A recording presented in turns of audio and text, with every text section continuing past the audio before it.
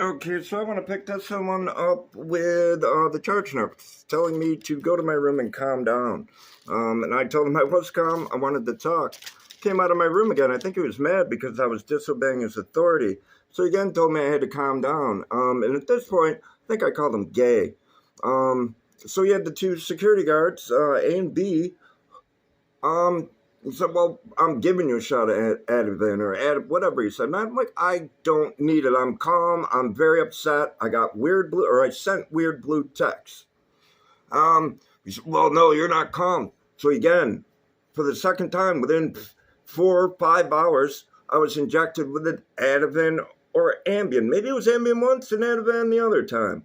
I'm not sure. That's not even on my paperwork. I had to get that information from my doctor. You're not going to see that here. So the nurse then actually, he didn't even inject me against my will. He wanted to metal detect me before he shot me up with a menace. Sorry, I swore. I do that a lot when I get upset. It helps me speak about issues that make me mad while trying to stay calm. So, and I'm just going to let myself do that at this point. So he wanted to metal detect me. The gay male nurse, or maybe he's not gay, like he said. I don't really care. But I was frustrated. So I asked him, okay, what do you think? I'm naked and I'm in a hospital gown. I'm bare-assed underneath that naked or metal hospital gown. And he wants to metal detect me. So I asked him, what do you think? I got a shotgun up my ass? And then he had the security guards holding my arms over my head and he shot me up. Told me to go to my room. I go to my room again. This time I'm seriously getting pissed. And I ask him, I need you to come out and talk to me. I'm looking at him right in the eyes. And he's like, no, go to your room and calm down and I'll talk to you. And I said, I'm not calm, or I am calm, and I'm not drunk, and I'm not on freaking mescaline. Okay? I want mad because I got weird blue text and I want to go home.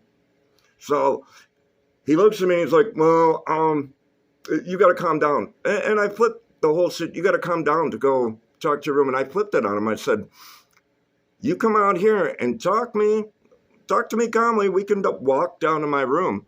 But I'm not just going to go to my room at this point. I can stand here as long as I want. If you guys want me back in my room, you're going to have to drag me. And that's what they did. The babyface guy and the tattooed sleeve guy. So they dragged me into my room and start strapping me down on a hospital gurney. You know, both my feet, both my arms. They got my arms under restraints really quick. And I kept telling them, I'm not resisting you. I'm not resisting you. And they kept dragging me. And when they dragged me, then I'd resist them. And I'd be like, see, you're dragging me. And I made it clear to a few people at that point. So they kept dragging me down, got my arms down really quick, which seems amazing to me that if I was resisting them, how they get my arms really quick, and have such a hard time getting my feet. So while they're doing this, you know, I'm calm. The babyface guy, who I said had kind eyes, is twisting my right foot back and forth, back and forth. The next day, my foot is severely swollen, and I have to beg RGH to give me x-rays. They won't. So I have to beg them for an ice pack. This Tuesday until the time I leave, they give me one. Even though I kept asking them, they wouldn't give me another one. I asked them for an ace bandage. They said, no, you can't have one. I said, why? Well, you might kill yourself. Okay. Can I have a crutch? Because every time I step on my foot, it hurts. No, you can't have a crutch. I'm like, okay, but I need to walk and go to the bathroom, and that hurts. And when I get hurt, or when it hurts, I get more mad. And you guys are telling me to calm down when I ask you for an ice pack. So anyway, that guy, the babyface guy's twisting my foot. And his buddy with the tattooed sleeve is forcing his forearm into my forehead, down in the pillow, and saying, keep calm, keep calm. And I kept going. I'm like, dude, you're pushing your elbow into my head. Well, this other guy's seriously hurting my ankle, which I still limp on. I said, it's kind of hard to be calm, but he kept doing it.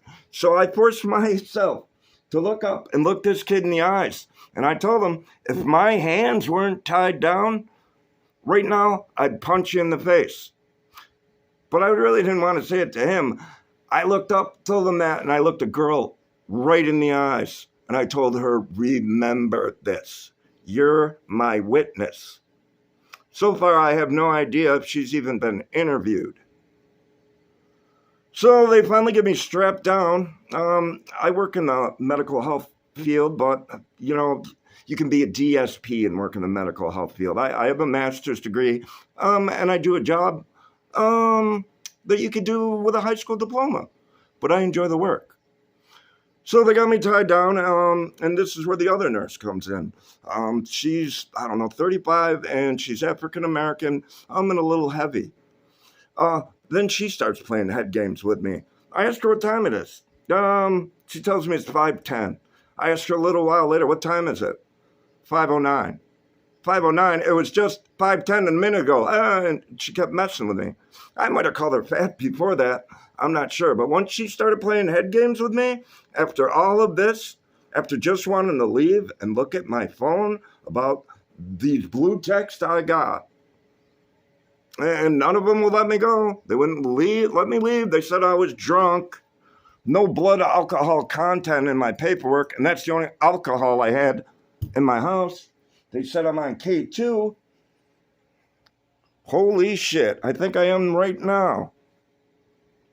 Wouldn't let me leave. 4 hours I waited. This is after they stuck an IV in me, forced me to take a piss test. Then they came back and said, you're on mescaline and drunk. I'm like, I'm not. And then I get out of the hospital, and none of it is on my paperwork. So I want to know exactly what substance I was on. How much alcohol was in my system. Because the story doesn't get better. It gets worse. So that girl held me down much longer than an hour. And it's all on video. Because I kept asking people to witness this. And they were, why do you keep asking that? I'm like, because I need documentation. Like, it's all on video. And I was like, cool. Repeatedly, after all this, asked for administration.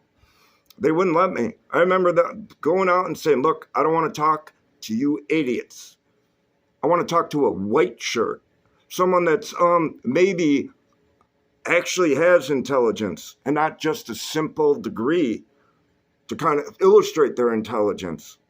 And you'll have to excuse me if I sound arrogant right now, but I'm getting mad again. So I wait. And they tell me I can't speak to an administrator until I see my psychologist. And this is the one that really makes me mad. She must have came into my room and interviewed me before 9 o'clock, because as you can tell, I already showed you that Sam got a call in from her, a 15-minute call. So I started to tell her, well, I didn't even want to tell her about the one weird blue text that I sent. I was just going to say, okay, I don't want to talk about it. I had a bad night. But the nice female, I don't know if she was the secretary, said, no, you don't tell her about that weird blue text. So I did. And this lady starts attacking me, yelling, oh, that's not even possible. She's telling me that's crazy and stuff. I'm like, what, crazy? I think she even told me, well, Jeffrey Epstein killed himself. I'm like, okay. You're not a very intelligent person, are you? So that probably made her mad. So she goes in, calls my buddy Sam. Well, wait, before that, before I see my psychologist, I call Sam. I think that was one of my earlier calls. It was probably 6:30 in the morning, 7:30. I kept calling him until I talked to him. I said, Sam, you have to get my phone. These weird blue texts. And I told him about the one I was concerned about. And he's like, oh, I will go get your phone. Don't worry about it. So she calls Sam and tells him, hey, you don't need to go get Dave's phone. You don't need Dave's phone. I'm releasing him today. Sorry for the scribbling there. said I was home. So Sammy on Wednesday tries calling me 3 times, starting out where the last one at 4:33. He tries calling me when he gets home, 6:45, or probably after he had dinner. Now, I'm not home.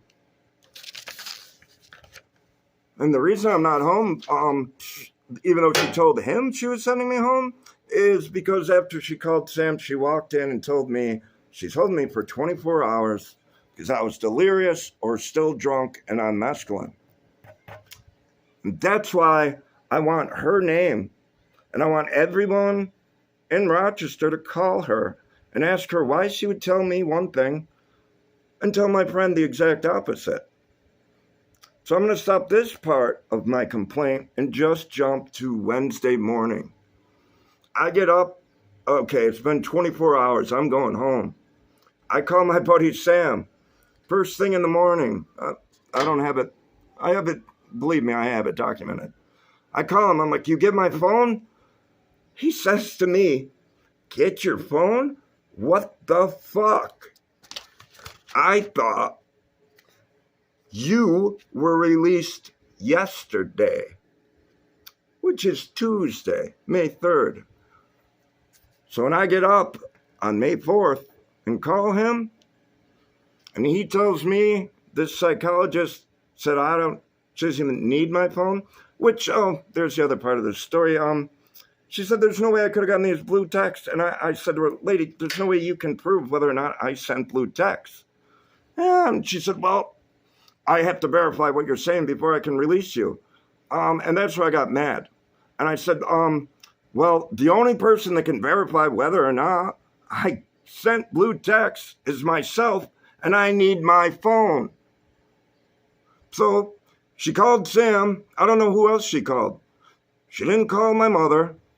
She didn't call my brother because even I didn't know his phone number.